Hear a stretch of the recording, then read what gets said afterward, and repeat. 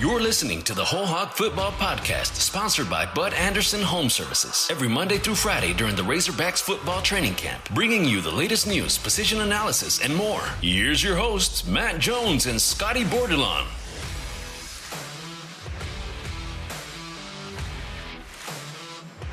Three days are in the books for Razorback football practice this preseason. Today we're going to talk about what we learned from the first weekend with Tom Murphy of the Arkansas Democrat Gazette and Scotty Bordelon of WholeHogSports.com. Guys, as you think about these first few days of practice, what have stood out to you? I've stayed on the offensive end most, and so I haven't seen a lot of the O-line, D-line play. And when they don't have their full pads on, I mean, they're going through plays, and there's a little bit of contact. And with the shoulder pads yesterday, there was a little bit more contact. But I think that really starts to be more meaningful starting Thursday with full pads. So what we've watched is a lot of one-on-one receivers versus DBs with the quarterbacks throwing every kind of route, out routes, in cuts, flags, corners, go routes, everything. And there's been a few receivers. I just think that they're going to be they're in a good position because there's so many guys, but for their travel roster, there's going to be some guys that don't make it who feel like they might have earned a spot.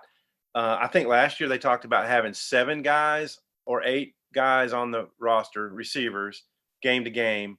And Sam mentioned the other day, maybe 9 this year, because I think they can go that deep. But guys like Kendall Catalon, I mean, to me, he's making a place on the roster. Bryce Stevens has shown his speed. He's making a place on the roster. On top of the ones we know, Burks, Knox, Devion Warren, and Tyson Morris, and so on. John David White, I would say, is earning a place on the roster. So in my view, the receivers look like they've won 2 of the days, and the DBs look like they won 1 of the days. But Monteric Brown has been on point at cornerback. Scotty? Yeah, for sure. I think he's their unquestioned top corner right now. And Sam Carter said as much on Sunday when we talked to him. I think Tom's kind of spot on. I think they're in a pretty good position at receiver, which I think that was maybe a little bit of a question mark. You know, after Mike Woods left, you're like, who's going to be the number 2 guy? But I think there's still some valid questions there. You know, can Devion Warren come back? Like, you know, they've been kind of limiting his rep count, and he hasn't gone through, from what I've seen, I don't believe he's gone through any of the one-on-one stuff with, you know, against the DBs. So kind of curious when to see, maybe he'll get back into the swing of things there. Another guy, I mean, you mentioned John David White. I like him. Teammates call him Diesel. He's gassed up all the time, ton of energy. He's got really sure hands. He's quick, kind of a jitterbug guy to make you miss in space. Got some real wiggle to him, I think. Another guy that I've liked is Warren Thompson. And Sam Pittman mentioned him on media day. He said he's a really good looking kid. He's like 6'3" or 6'4". He's really fluid. And I think the first day, what jumped out to me, I think he beat Ladarius Bishop, you know, kind of on a little slant, you know, over the middle, looked really fluid. And then Sam Pittman said after practice, he's dealing with a little bit of a hamstring. And I didn't even pick up on that, but he a guy that I really like a lot. And just looking at the defensive line, I think they've got more guys that can contribute, like Cam Ball. I mean, I know that it can be a little bit, I know people probably get annoyed. We're like looking at guys and their arms look good. Like they just look the part. Cam Ball looks like he's gone through a couple off seasons with this training staff already. And he's just a freshman. I just think they've got more guys, more depth up front on the D line. That's going to be pretty big. Scotty and Tom both mentioned wide receivers. We're going to double back to wide receivers here in a little bit, go a little bit more in depth on what that position looks like this preseason. Guys, let's go back to something else that people were talking about from the first practice, and that's KJ Jefferson reporting at 247 pounds. He mentioned that he wants to play at 235 pounds. And so, you know, there's this immediate thought that, he showed up out of shape, overweight. But then you go back a day earlier, and Sam Pittman mentioned that players showed up within, about a 5-pound range of where the coaching staff is wanting them to play.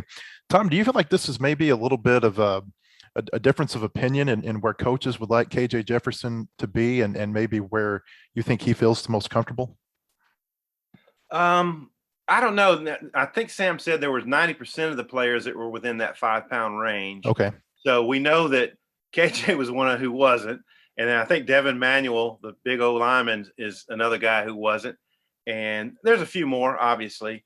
One thing I do worry about is some guys that they want to put weight on, maybe getting too much weight on. And like I saw Isaiah Nichols, he's running at the front of the line and he's bigger. I mean, you can just see he's bigger. Can he handle that weight? Can he play it that weight? And I think Myron Cunningham last year might have run into a little bit of an issue. He got bigger and he had to kind of learn to play it that weight. So it's always a balance. When you get turned into a meme, if you're KJ Jefferson, I think it's an eye opener, and he probably will play a lot more nimble at 235. Can he lose 10 pounds during camp? Obviously he can. Nutritionists and dietitians get with them and look for their maximum weight. But to me, he's got to be big enough to be sturdy to take the hits, but also light on his feet enough to be able to outrun some linebackers who might get angles on him when he does run. So if you're going to optimize the reason you have a dual threat quarterback, which Felipe Franks was not, if you want to optimize that in the RPO game, then KJ has got to have the right balance on his speed and agility and also his durability. So I think he understands what weight he needs to be at. And I also don't think he's going to be in there in a tank top anymore. It looks like they're putting him into Razorback shirts these days. And we, to this point in practice, we just haven't really had a chance to see what he looks like in a normal football setting. Everything so far, Scotty, has been, basically first couple of days in their shirts and short shorts, and we're not to full pads even yet. No, we really just haven't seen just a ton of KJ either. I remember on Sunday when we're like the one-on-ones with the receivers and the DBs, that's a highlight of practice for us, because that's like you're finally seeing some action. The DBs I feel like are put at a little bit of a disadvantage because they're literally just out there by themselves and kind of put on an island with those receivers. But KJ, I think, had the first 2 reps, and then I think he was done, if I'm not mistaken, Tom. So we really haven't seen KJ just throw a whole lot. But I remember the first day that he was the guy that threw the pass to Warren Thompson, and Warren Thompson, guy from Florida State. I think KJ likes him, and KJ showing a little bit of leadership, trying to get some guys to really fully buy in. He as soon as Warren came back to the line, KJ was over high-fiving him, showing a little bit of leadership there. I'll keep an eye on KJ. I'm not really concerned too much, him saying he was 247 pounds. Like, I mean, it's hot out, man. He's gonna drop some pounds. Like, I think he's gonna be able to. I think he'll be able to get to his goal weight. I don't know necessarily. I think he mentioned maybe 230, 235. I think 235 is probably more realistic. Losing 17 pounds in a month. I don't know that would be necessarily great for him, but I think he can get to that goal weight at 235 and be nimble and agile, like Tom mentioned. In the spring, Jefferson told me that he felt like he needed to put on some weight to be able to withstand those hits that he's going to take this year, knowing that he's going to be their starting quarterback. One other thing I wanted to ask you guys about, because you guys have been out at the practice field watching this the last few days, and Scotty, you and I and Clay talked about this on Friday, which is that with the way practices are set up for media to go out and view this year, you're able to roam around the field a little bit more, see more than you were able to during this last spring or last preseason when they had you just in a confined space.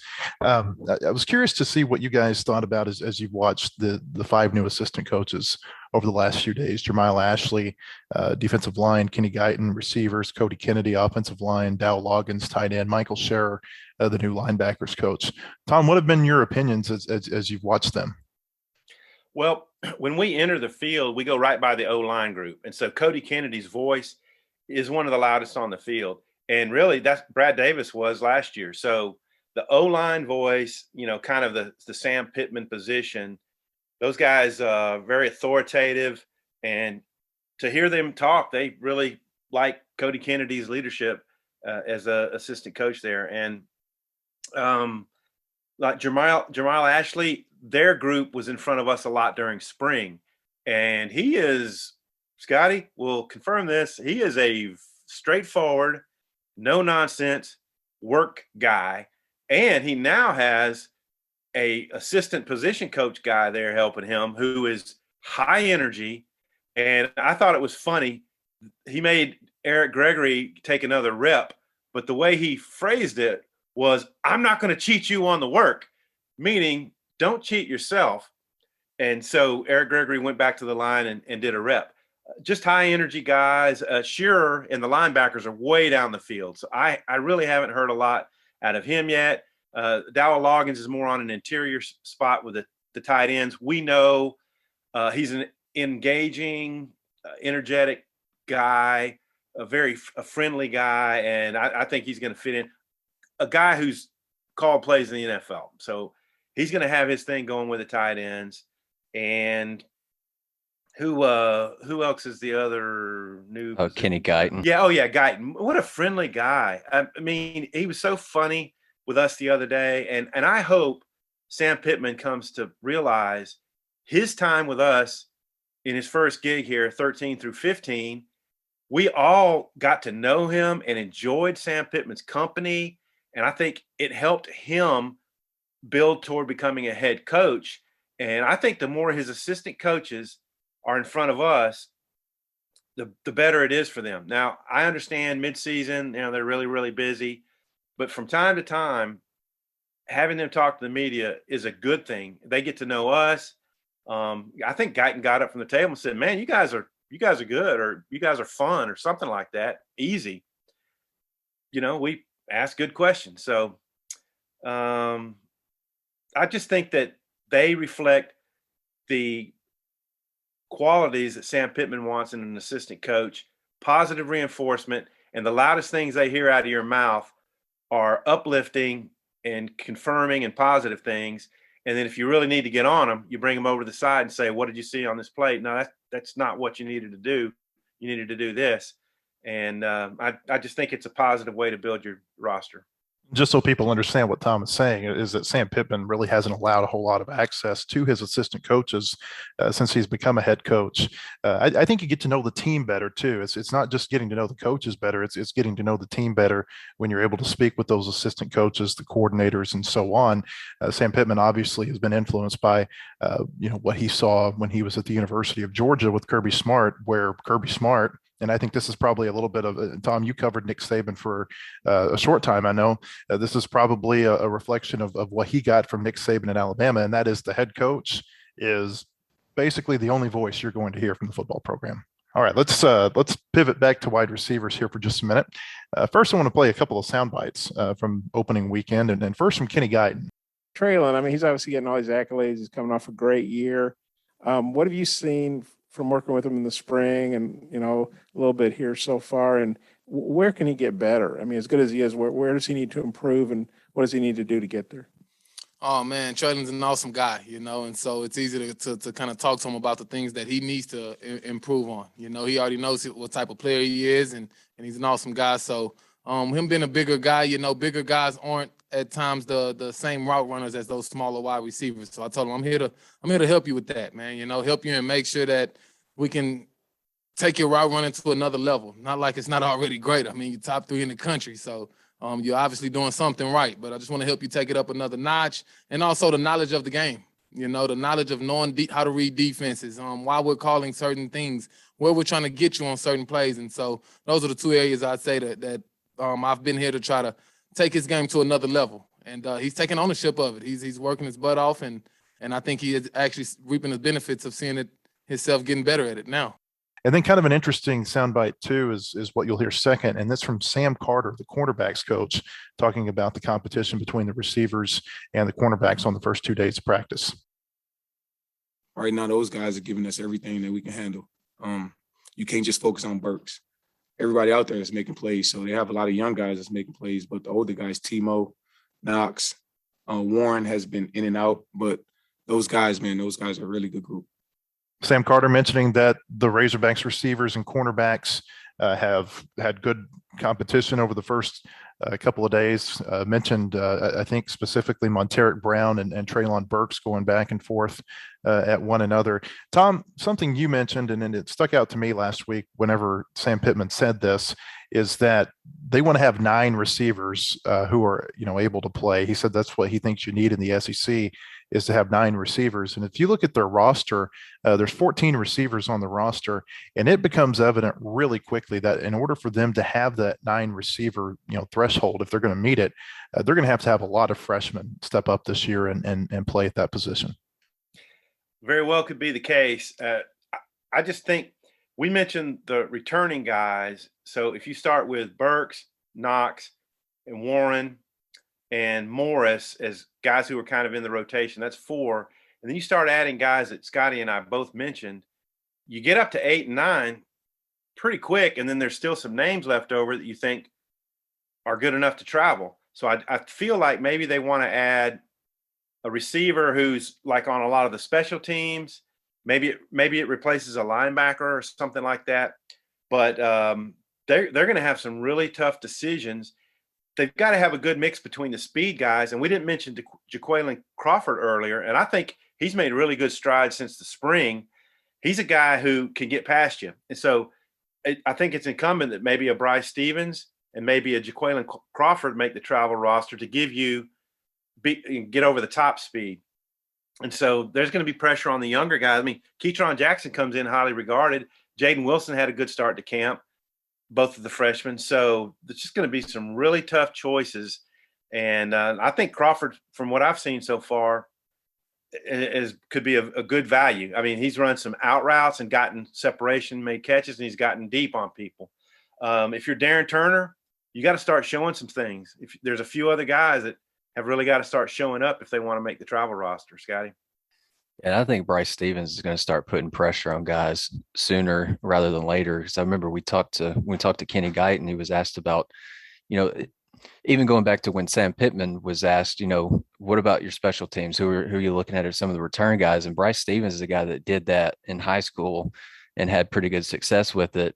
And Kenny Guyton and Trey Knox and who was it, Davion Warren we talked to, they kind of raved about Bryce Stevens' speed. Like, he's a guy stretch the field vertically. And then, like I mentioned, I think there's a story on the front page of WholeHog Sports today just about I think Bryce Stevens. He went to a prep school that was run a lot like a college program. So maybe he's might be a step ahead. Even though he didn't go through spring, I think that's pretty important. But a guy like that, I think he's going to start applying some pressure on maybe like a Darren Turner to maybe kind of raise his game. I think they're gonna like, if they're working with Bryce, it may be a punt return, maybe kickoff return. I think he's going to have a spot maybe on that travel roster. Keitron Jackson's another guy. He's such a good looking kid, and he's finally got that knee brace off, moving a little bit more fluid. So they're going to have some options. There's going to be a good receiver or two that are staying at home when they travel.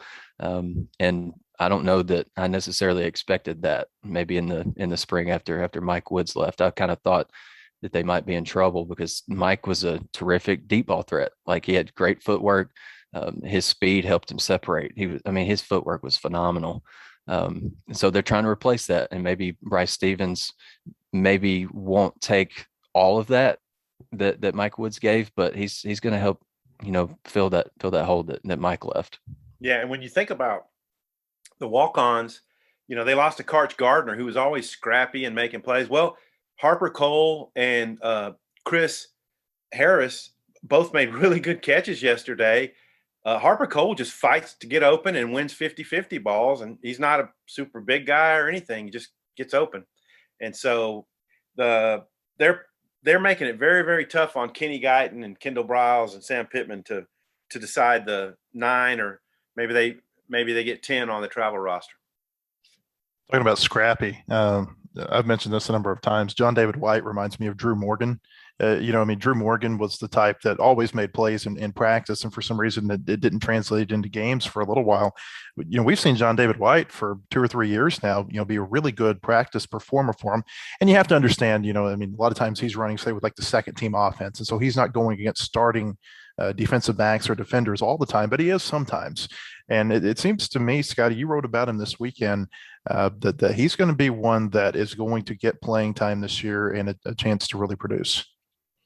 Yeah, I think his energy level just lends to that. Like he's blue collar, like comes from a really good high school program. And I think it's just the way he was raised. Like he's not going to let anybody outwork him. And he knows, like, probably athletically, like he doesn't look like a Trey Knox or a Treylon Burks or any of the heralded freshmen. So he's got to work harder. And I don't think that's a problem for him. And you mentioned, maybe when we see him kind of jump out to us, like maybe in the spring game, he had a really good spring game, but he was going against, 2s and 3s and guys that might see time on the scout team this fall.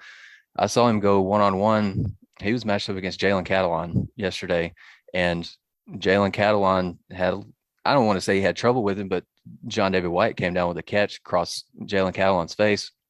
And then John David had another catch. I forget who he beat, but on an out route, like the kid's quick. Like if he's not on the field, it's because somebody like just really, really stood out.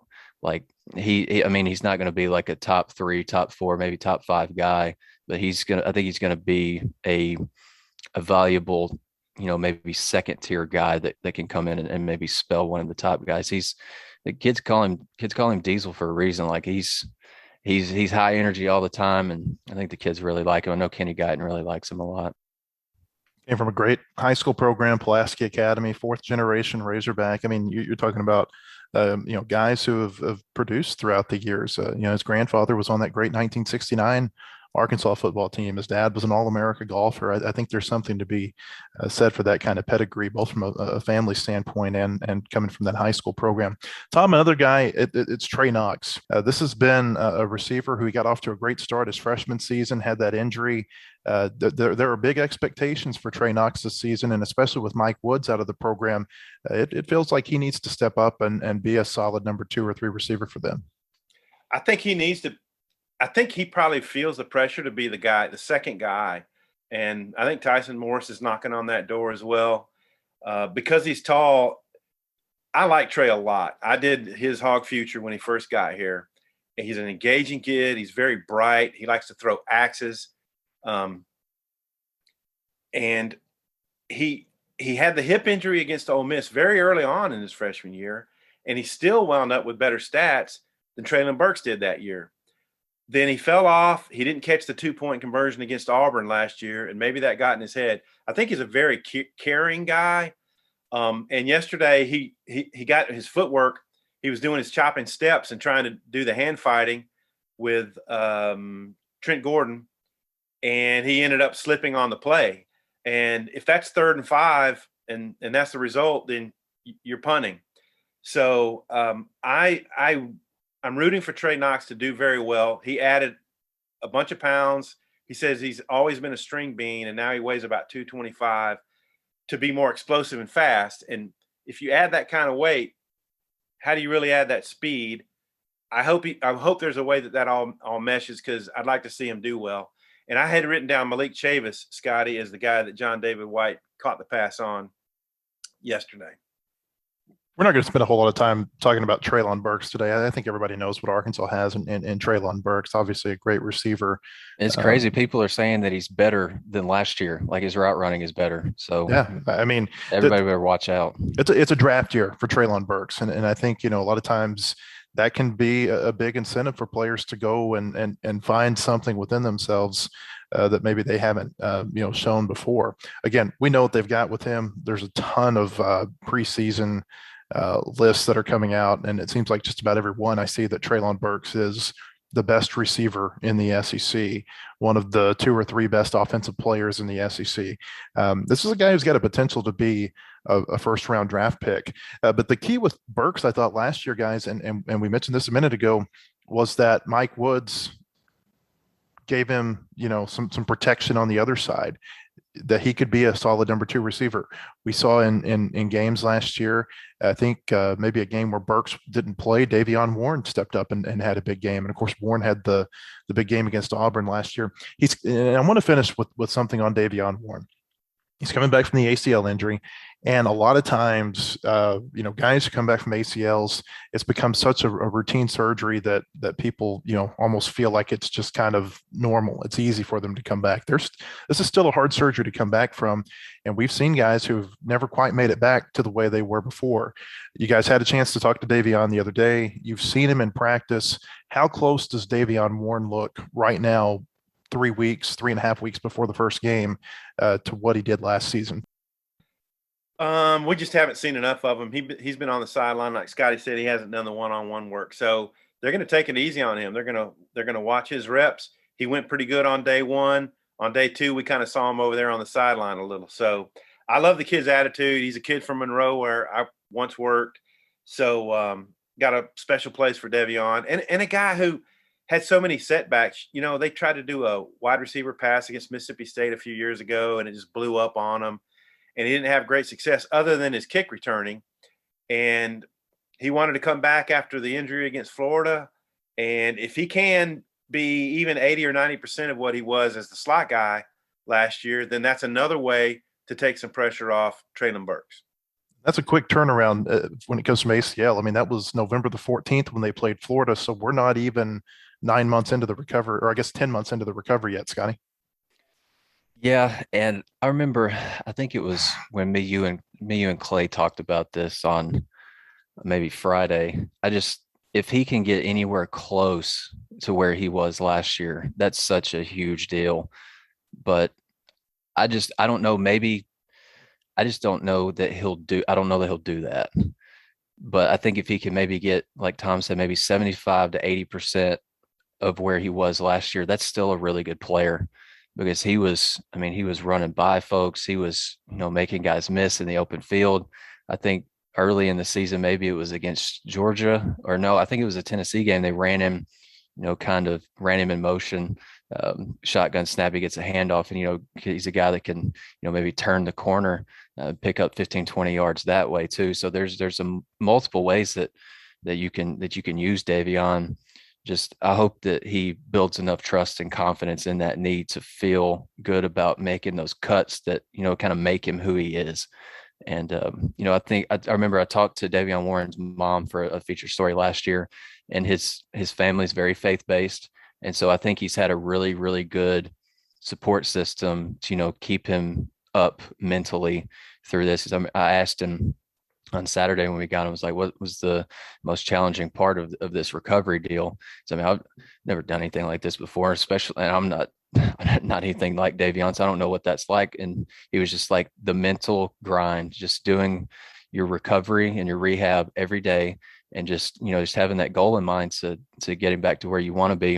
And so I think he's in a good place mentally. And now I think you just got to build up confidence in that knee to, become a weapon again. That touchdown against Auburn he had is over the shoulder. Felipe Franks dropped it right in there. I think it gave him the lead in the fourth quarter. That should have been a game-winning touchdown pass. And then he would kind of have that on his legacy. And instead they had the snafu with the botched spike call, and Arkansas doesn't get a W that it deserved. For more on receivers, by the way, go over to WholeHogSports.com. Tom's got a position analysis on receivers today. Also, as Scotty mentioned, we've got that feature on Bryce Stevens, part of our Hog Future series that looks at all of the Razorbacks incoming freshmen. We'll be back tomorrow with another podcast. Until then, for Tom Murphy and Scotty Bordelon, I'm Matt Jones. Thanks for joining us. The proceeding has been a production of WholeHogSports.com. Look for our latest podcast on iTunes, Spotify, or your favorite podcast store. And visit us anytime at WholeHogSports.com for the latest news and commentary.